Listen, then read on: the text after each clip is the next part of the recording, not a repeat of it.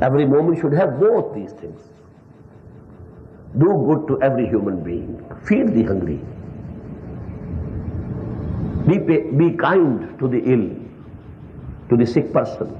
Try to provide him with the treatment, medicine.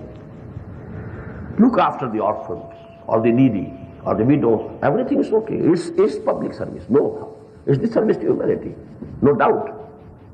But if you are a mu'min, then the biggest public service that you have to do is to call people toward the cause of Allah, towards the path of Allah, towards the way of Allah. Ud'u ila sabili rabbik.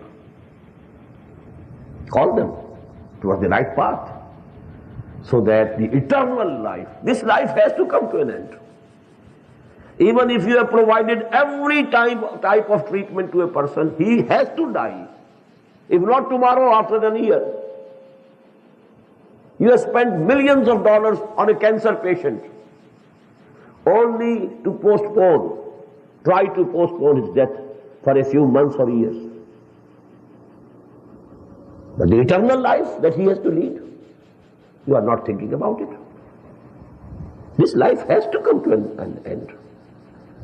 And this can be passed in a big mansion, in a big bungalow, in a big, house, palatial house also, and also in a cottage.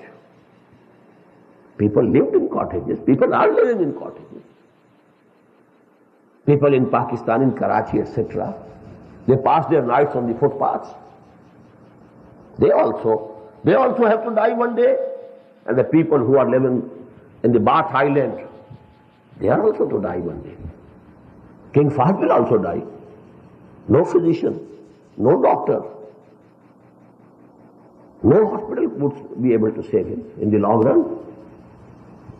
But all care for that and no care, caring nothing for the eternal life. Well, this is the negation of Iman.